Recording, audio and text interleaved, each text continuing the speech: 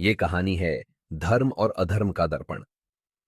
कि यह कहानी महाभारत के समय की है, जब महाभारत युद्ध के बाद युधिष्ठिर के मन में शांत नहीं थी। वह धर्म के पथ पर थे, परंतु कभी कभी उन्हें लगता था कि कुरुक्षेत्र में जो हुआ वह केवल धर्म की विजय नहीं थी, बल्कि उसमें अधर्म भी छिपा हुआ था। पहला दृश्य।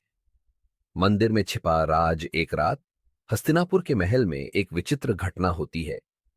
युधिष्ठिर को सपना आता है जिसमें एक रहस्यमयी आवाज कहती है, तुम्हारा धर्म अधूरा है, सत्य तुम्हारे समक्ष प्रकट होने को है, परंतु क्या तुम उसे स्वीकार कर पाओगे?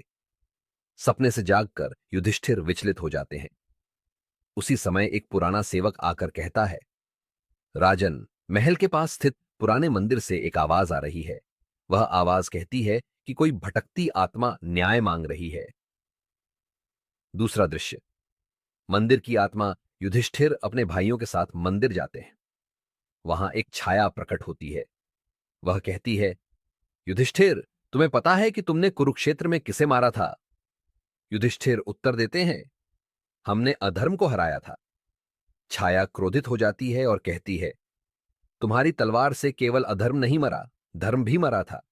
मैं वह हूं जो सत्य का पक्षधर था, परंतु युद्ध में मारा गया।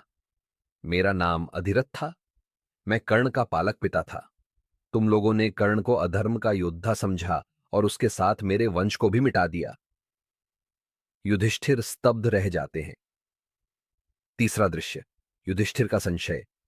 युधिष्ठिर सोचने लगते हैं, क्या सच में कुरुक्षेत्र में हुई हर घटना धर्म के अनुसार थी?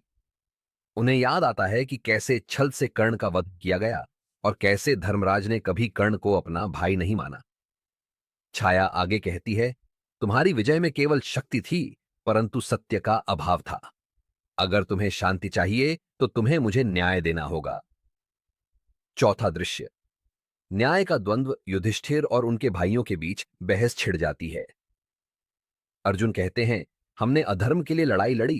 कर्ण कौरवों का साथी था, उसे मारना धर्म था। भीम जोड़ते हैं, यह आत्मा केवल हमें भ्रमित करने आई है। अधर्म का कोई न्याय नहीं हो सकता। परंतु युधिष्ठिर का हृदय पिघलने लगता है। वह कहते हैं, क्या हम इतने अंधे थे कि कर्ण का संघर्ष नहीं देख पाए? क्या हमने कभी उसकी व्यथा को समझने का प्रयास किया? छाया अंतिम बार कहती है, अगर तुमने कर्ण के बलिदान को स्वीकार नहीं किया तो यह भूमि श्रापित रहेगी। पांचवा दृश्य। रहस्य का खुलासा। युधिष्ठिर कर्ण के बारे में सत्य जानने का प्रयास करते हैं।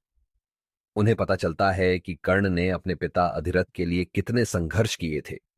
वह धर्म की रक्षा करना चाहता था, परंतु उसे केवल अपमान और तिरस्कार मिला। युधिष्ठिर को यह भी पता चलता है कि अधिरथ ने युद्ध के दौरान कई पांडव सैनिकों की जान बचाई थी। अंतिम मोड़। धर्म का फैसला। महल में एक सभा बुलाई जाती है। युधिष्ठिर घोषणा करते हैं, आज से अधिरथ और कर्ण को अधर्म के योद्धा नहीं, बल्कि धर्म के रक्षक के रूप में स्मरण किया जाएगा। हम उनके नाम पर एक स्मारक बनवाएंगे जो सत्य और न्याय का प्रतीक होगा। सभा में यह सुनकर द्रौपदी और कृष्ण मुस्कुराते हैं। कृष्ण कहते हैं, युधिष्ठिर, धर्म का सच्चा अर्थ केवल युद्ध में नहीं है, बल्कि उसे स्वीकारने में है जो सही है। आज तुमने सच्चा धर्म अपनाया है। अंतिम दृश्य। आत्मा की मुक्ति और अनहोनी का संकेत। जैसे ही युधिष्ठिर अधिरथ और कर्ण के सम्मान की घोषणा करते हैं, छाया मंदिर में प्रकट होती है। वह अब क्रोधित नहीं, बल्कि शांत है। तुमने धर्म को समझा और अपनाया। अब यह भूमि श्राप से मुक्त होगी। लेकिन जैसे ही आत्मा विलीन होती है, वह एक और रहस्य छोड़ जाती है। परंतु धर्म का असली दर्पण अभी टूटा नहीं है। अगली पीढ़ी में इसे फिर से जोड़ा जाएगा। यह वाक्य दर्शकों को एक अनसुलझे रहस्य में छोड़ जाता है। ट्विस्ट का ज्ञान।